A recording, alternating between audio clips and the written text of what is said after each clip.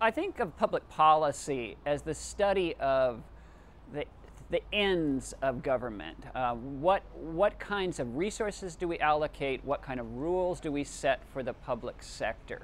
And so the study of that is both what those means should be, and also how do we get the policies that we have. And that's one part of it. And then I think of administration as really more the day-to-day stuff. How do we organize to get things done? The public policy that we try to teach here is based in theory, it's based in facts, and it's based in statistics and benefit cost analysis, and especially the approach that I take through economics. We try to teach our students how to grapple with understanding what should be the goal of our society and our community, our government. What is the role of government? And then how do we get there? What are the solutions? How do we evaluate solutions? And how do we implement solutions? I'm really interested in the administrative side, what happens after the election. So large public organizations have to implement the policies that get designed, and how you go about doing that, getting people to change the way they behave, implement new policies, make sure they're making sense, keep the organizations moving. That's my focus. And that's it's a critical part of what we do in this program. It's different than some programs, and I think it adds a really rich mixture to the program.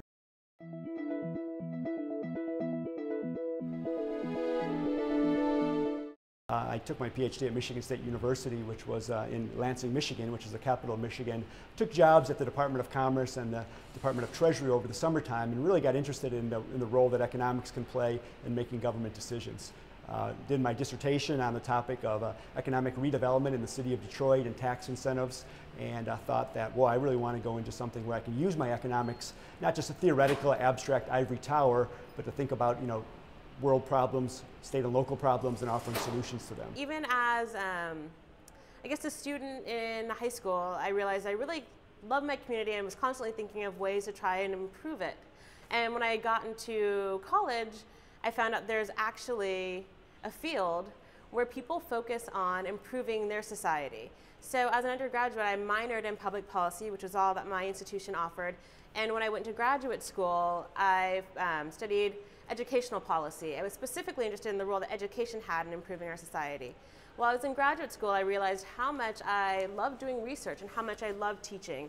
And that's when I found the perfect fit of being a professor of public policy. I knew probably by the time that I was a sophomore and as an undergraduate that I really liked the academic life and I liked colleges. But then I went off and became an assembly fellow and then worked for several years in California state government. And that sort of coupled my interest in the theoretical side of politics with the more practical. What happens? What kind of bills get passed? Where does the money go and things like that? Well, I spent 15 years working in politics, mostly at the nexus of politics and administration, working for elected officials here in California. And I really found that arena fascinating. And I found that lots of people coming in didn't really know what they were getting into. And the skills that I learned getting my doctorate were really invaluable. So I think we can offer a lot to our students. And I love being an academic. I love the chance to teach it a little bit differently than it's been taught before and bring that practitioner experience into the classroom.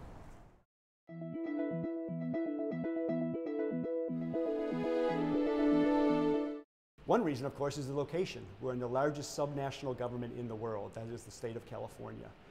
Our economy of California is the 6th largest in the world if it was a country, and it has a subnational government to match it. That's an excellent opportunity to come here, network, the opportunities for jobs, career advancement, and just connections and real-world people that come into the classroom and give you examples. You're so close to huge amounts of important decisions, as well as associations that are involved in making decisions. And so you can work at local government for special districts. You can get the statewide picture. It's all right here in town. And our students come from all sorts of disciplinary backgrounds, which makes it a perfect place to just get a well-rounded education. You can study California state government anywhere, but being in the capital allows you to really connect with policymakers on a day-to-day basis. Everyone's immersed in state government, whether as policymakers or administrators, and so that's really exciting. Being in Sacramento is a great place to study public policy because the state government is so important and so large and so varied. So it's a perfect place to study it. But beyond that, I think the department has great connections. We have alumni placed all over state government, in lobbying firms, in other organizations. So it's fun when a topic comes up that we have so many students, whether they're legislative aides, whether they have an administrative position in an agency, or a teacher. So there are so many perspectives from people that are working here in the Capitol. Another reason, of course, is that to come to Sacramento State is that we are a combined program. We try to do both public policy and administration. Many programs just do one or the other. We've tried to do both and offer courses in both public policy and administration. Additional thing that's an attraction of our program is we have a certificate in collaborative governance, getting people to come in, take some elective courses, and thinking about mediation and solution to problems that involve, getting to yes, thinking about compromise, which is something that's sorely missing in a lot of public policy discussions. I've been with a bunch of different sets of students in my academic career, and the PPA students are my favorites. I think they're interesting. They tend to be more than down to earth, but also well informed about politics. Tend to have a real public spirit about wanting to make the world a better place. We're a relatively small program, and the benefit of a small program, of course, is the attention that you get from the faculty and the very personal attention that you get from them in the classroom and outside of the classroom, and the connection that these faculty have being in the city of Sacramento and in the largest subnational government, and the consulting and the service projects that they do that they bring into the classroom.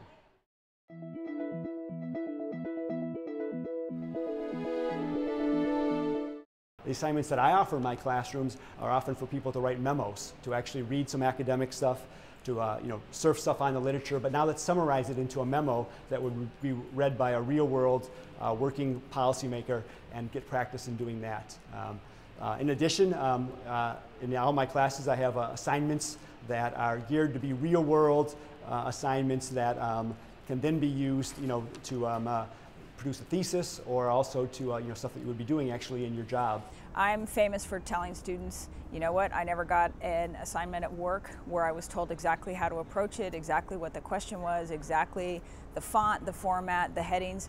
I was told, here's a problem, go fix it. And so a lot of the work that I do with students is presume that you've mastered the material. You're going to come in, and then I'm going to send you out and say something like, figure out how this organization works and explain it to me using the tools you've learned. It's uncomfortable sometimes, but I think it's the closest we can come to really simulating a real-world experience. I teach my PPA courses as a graduate seminar, so I expect students to not only have read the material ahead of class, but I expect them to have thought about it and engaged in it before class. So when they come to class, we'll spend a little bit of time sort of stepping back and reviewing the materials, more to help students transition to being back in the classroom from a very busy work day, and less so to review materials. And then we really jump into engaging the material in a very complex way. And it really is sort of an informal structure, and the students are mature enough to handle it. And it's a really fun conversation given the backgrounds of students, the variety of backgrounds, and the way that the PPA material really applies to their understanding of public policy, and then taking it a step further to understand sort of how theory can inform future practice for the students. I try a lot of different practices and try to vary what I do, but perhaps the thing that I enjoy the most are to come up with exercises that try to illustrate points and then get students involved in those exercises. For example, I do an exercise about causal ordering and the decision to have children that actually is designed to illustrate some key points about the sequence of variables and reciprocal causality and things of that sort, but it's all around a pretty much day-to-day decision that a huge number of adults face. And in fact, it was interesting enough that that exercise is going to be published in a book about active methods of learning in the social sciences. One class I teach is a statistical class. Some people may think statistics, boy, boring, I don't want to do statistics. But I'm a statistician and an economist by training, but the statistics that I try to teach is how can you actually use statistics to deal with a real public policy problem and to understand what other people have done with statistics. So go out and get a data set, read what other people have done, analyze the data, and then produce a paper that is quite well done and can be used for a thesis later on, and some students have gone on and actually published these papers.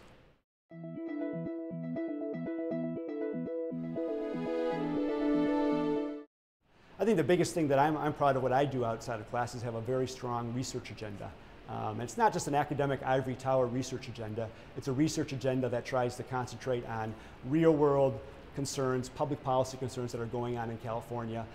Try to best understand those from an economic and a political and an institutional lens. Use some economic theory, but and bring up some data to think about this, but then put it all together in a way that's understandable for common folk or for just policymakers who want to look for solutions in doing this. When we were doing strategic planning here at Sac State, I was on the committee and I brought the analysis of what our strengths and weaknesses were to class one night and said, okay, here's the strengths and weaknesses. What should the goals for Sac State be?